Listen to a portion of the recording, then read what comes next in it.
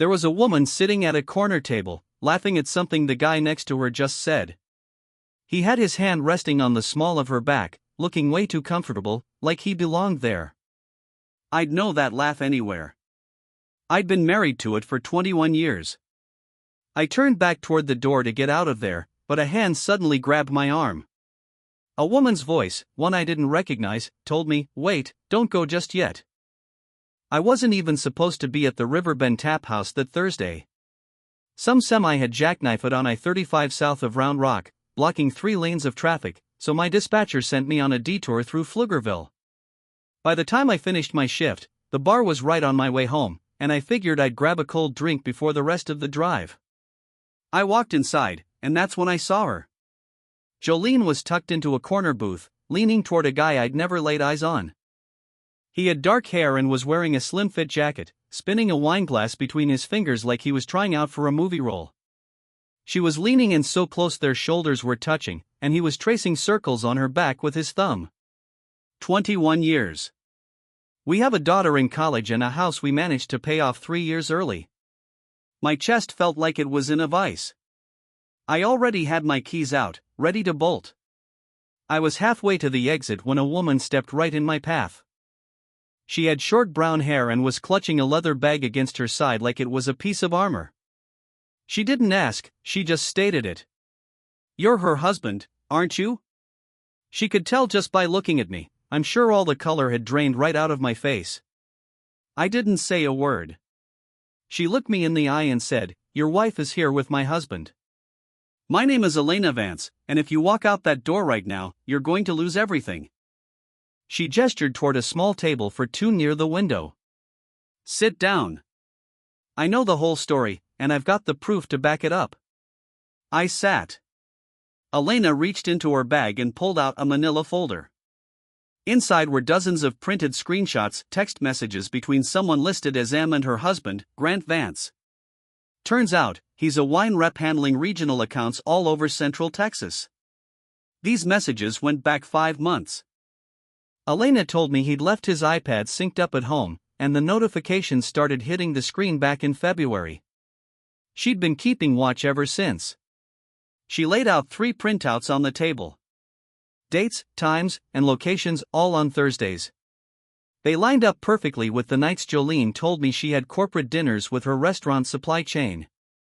Elena said it happened every single Thursday, a regular rotation between this bar, a spot off 6th Street, and sometimes the Driscoll lobby.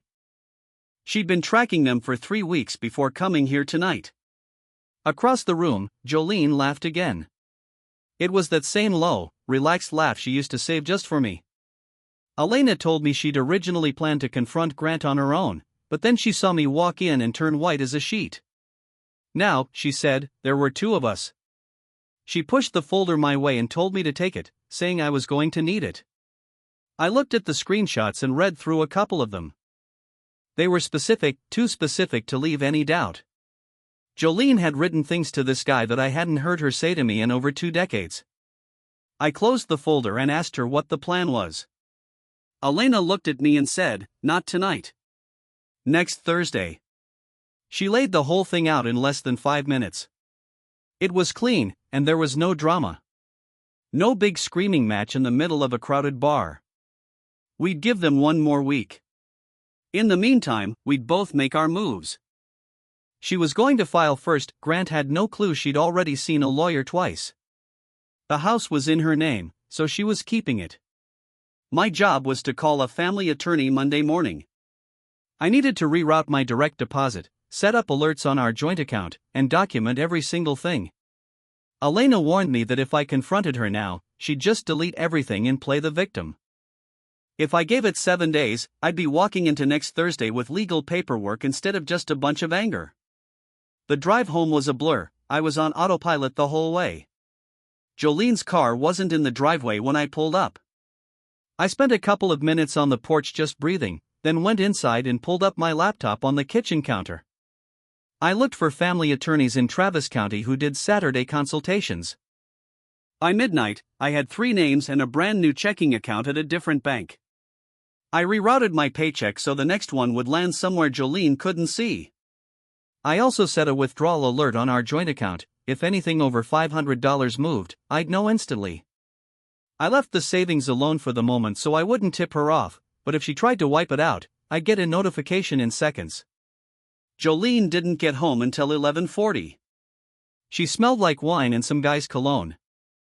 She told me the dinner just ran late, and I acted like it was no big deal. She kissed my forehead and went to take a shower. I wiped my browser history and set my alarm for 6. On Friday, I called in a personal day and was at an attorney's office by 9. The lawyer was Paige Miller, 15 years in family law with an office off South Lamar.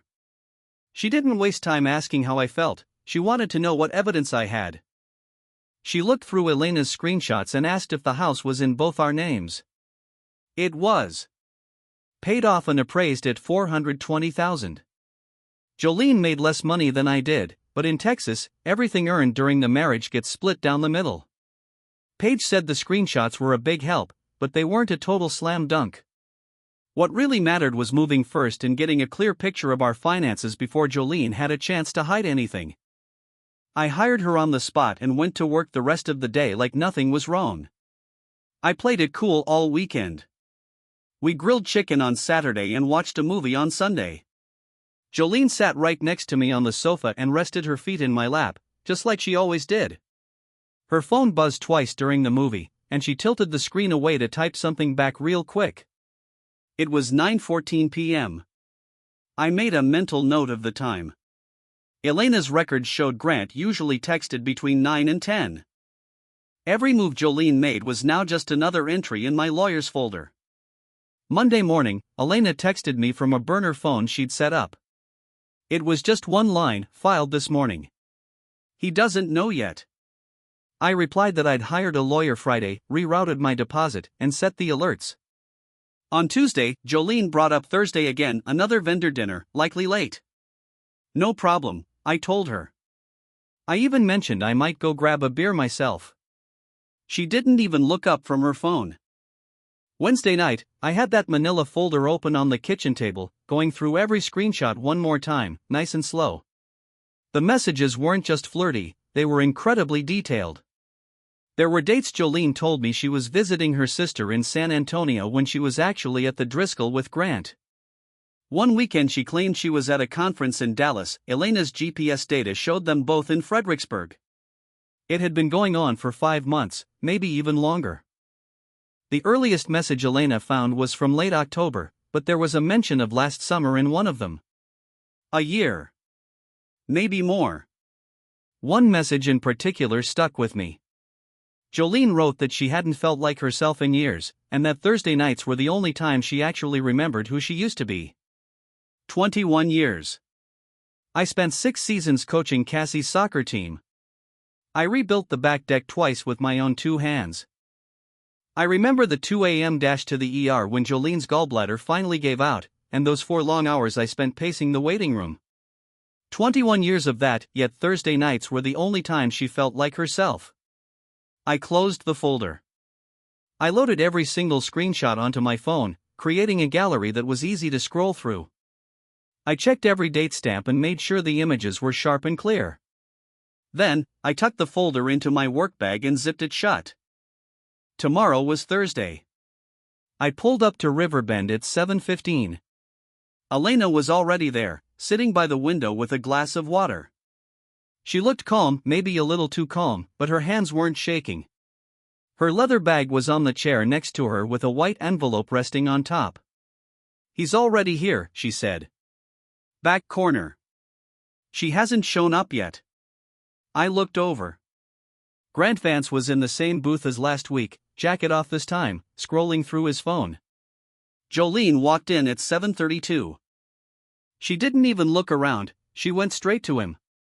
He stood up, kissed her right on the mouth, and pulled out her chair. Elena looked at me and asked, "Ready?" I grabbed my phone, pulled up the gallery, and started across the room. It was about 15 steps. Jolene spotted me at step 10, and I watched the color drop right out of her face. Grant looked up and just froze. I set my phone down on the table, screen facing them both. The first screenshot filled the display, Jolene's own words to Grant, date stamped and undeniable. Thursday nights are over, Jolene, I said. And so is the house. I turned around and walked toward the door. I heard her call my name behind me, but I didn't stop. Grant came through the front door about 30 seconds after I did. He didn't get 3 steps into the parking lot before Elena stepped out from behind my truck. She held up that white envelope. "You've been served, Grant," she told him.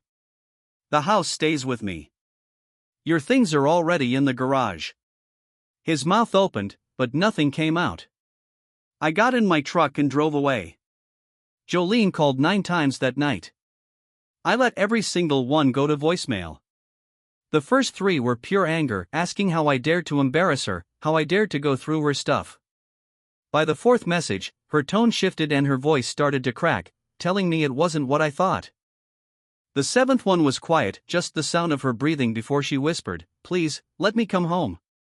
I never called back. Friday morning, she drove to the house and tried the front door. The deadbolt wouldn't budge. I'd had a locksmith out there Thursday morning to swap every lock before I ever went to the bar. She knocked for 10 minutes while I watched from the upstairs window. Eventually, she just sat on the porch steps and tried me again. This time, I picked up.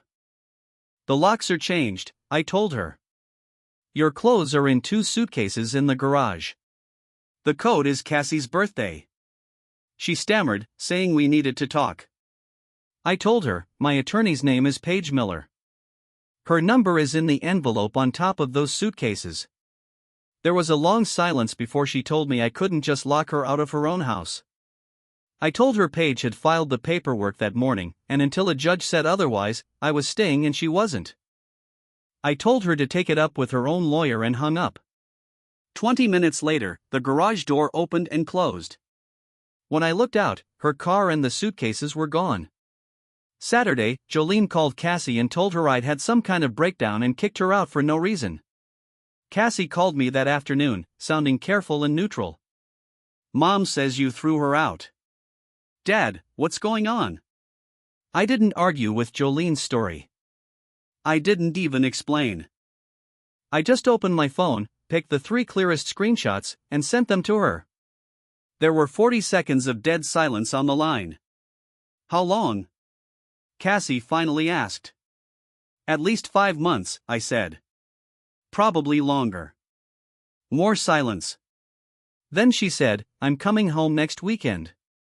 I told her she didn't have to, and she just said, "I know." The house was dead quiet. I found some leftover chicken in the fridge, sat at the counter, and ate without tasting a thing. Sunday, a buddy of Grant's called me, saying Grant wanted to meet up man to man. I told him there was nothing to talk about and hung up. I spent the rest of the day pulling weeds in the front yard until my back ached. The following Friday, Cassie's silver Corolla pulled into the driveway. She had a duffel bag and a laundry basket. She didn't say much, she just put her stuff in her old room and came back downstairs. We ordered Thai food and sat out on the back deck. She asked me one thing, "Did you see it yourself?" I told her, with my own eyes. Corner booth at Riverbend. His hand was on her back. She just nodded and picked at her food. She told me her mom kept texting her, saying it was just a mistake during a rough patch. Cassie looked at me and said, "That's between her and whoever she wants to be." That same week, Elena texted me. Grant had signed. The Holloway house was hers. He'd moved into some cheap apartment by the airport and lost his access to their savings. Elena had moved fast, using the same playbook she gave me. Word gets around in the wine business, too. 2 of his biggest clients suddenly switched distributors. Elena's last text was a simple "thank you for sitting down that night." I replied, "Thank you for grabbing my arm." Jolene's sister, Cheryl, called me on a Monday. She told me Jolene was staying with her and was a total mess. She asked if there was any chance for us. "There isn't," I said. Cheryl told me she wasn't defending her, but reminded me it had been 21 years. I told her 21 years was exactly why there was no chance. Then Cheryl mentioned that Grant wouldn't even return Jolene's calls. I almost laughed. Grant Vance didn't want Jolene, he just wanted his Thursday nights. Once things got expensive, he was done. 3 days later, my lawyer called. Jolene's attorney had seen the evidence and was recommending a deal. Jolene would sign the house over to me, and in exchange, she'd get her half of the retirement savings. A clean split with no trial. I told her to book it. By Friday, the papers were signed. No fight, no counteroffer. Whatever Grant had promised her, it wasn't enough to pay for a legal battle over a house she'd already lost. The following Tuesday, I was at the title company on South Congress, signing the final papers. One name on the deed. One name on the mortgage. As I walked into the parking lot, I saw Cassie parked next to my truck. Summer break had started, and we were loading the rest of her dorm gear, textbooks, a lamp, and a heavy mini fridge. I tossed the title folder onto the seat of my F-150 and helped her with a box. She looked at me, balancing a lamp against her hip, and asked, "Dad? You good?" I strapped the fridge down in the truck bed and looked at her. "Yeah," I said. "I'm good." We got in the truck and started heading north toward home. Cassie flipped on the radio to some country station and rolled the window down. "We stopping for groceries?" she asked. "Fridge is empty." "Yeah," I said. "We're stopping for groceries." The light turned green, I shifted into second, and I just kept driving.